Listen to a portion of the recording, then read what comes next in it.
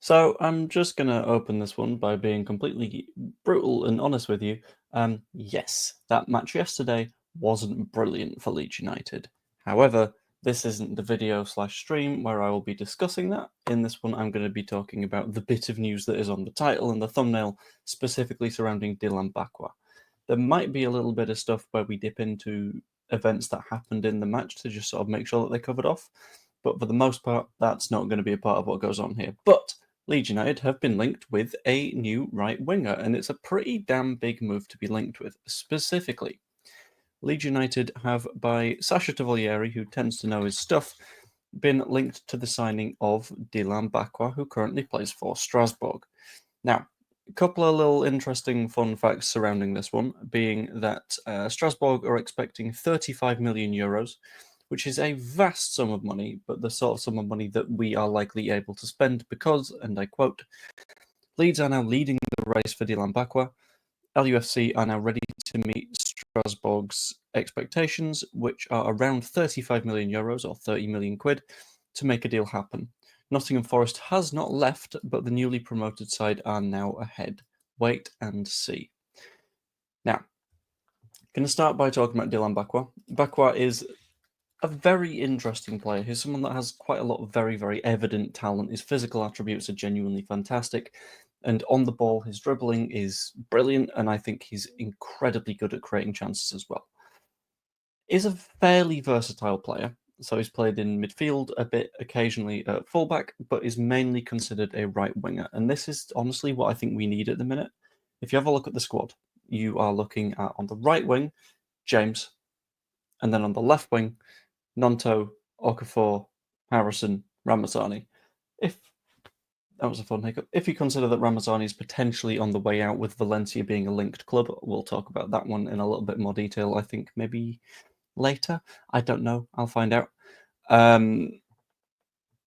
Then that's a fairly sort of interesting note to bring up, that losing a left winger to bring in a right winger probably makes sense, probably rebalances the team a little bit.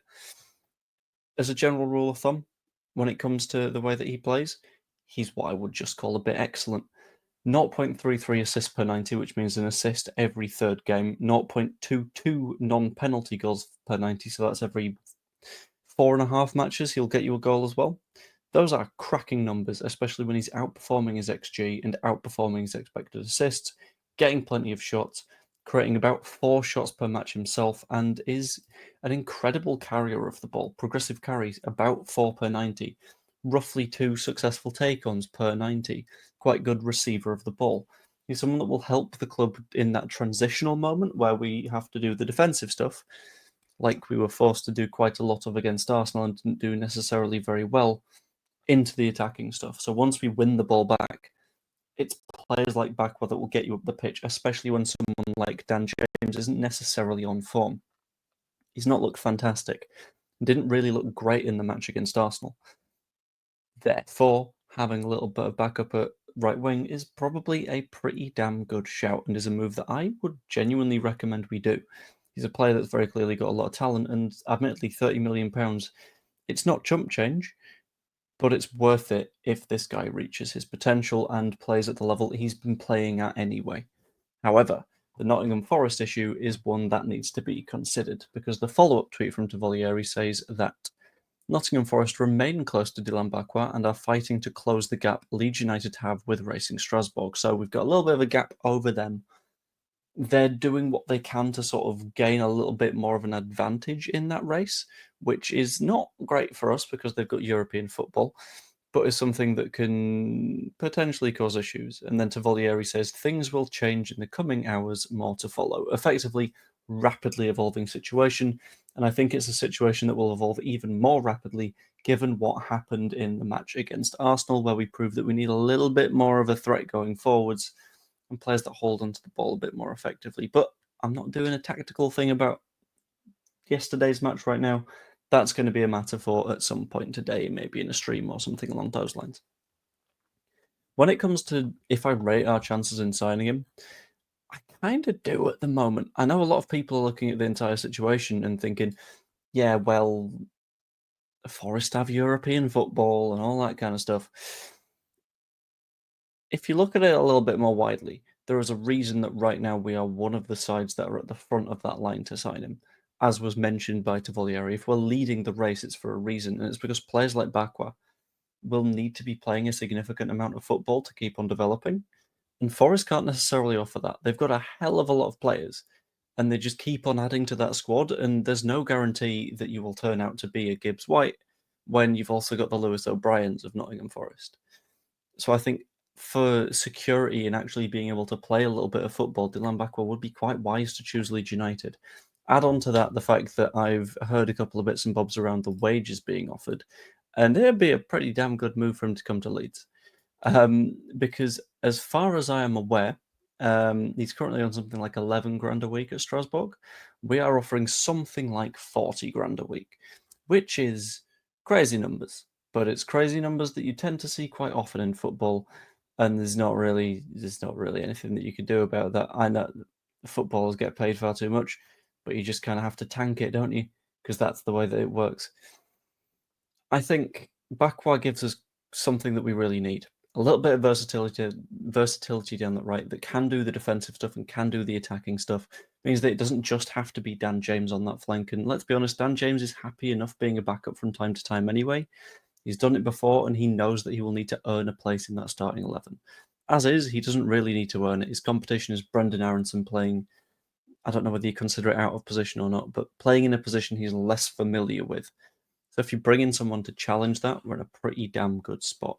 And I think a front line that looks something like Okafor on one flank, Bakwa on the other flank, and then one of Metro and Calvert-Lewin up top, I think we're going to really make a mess of some sides.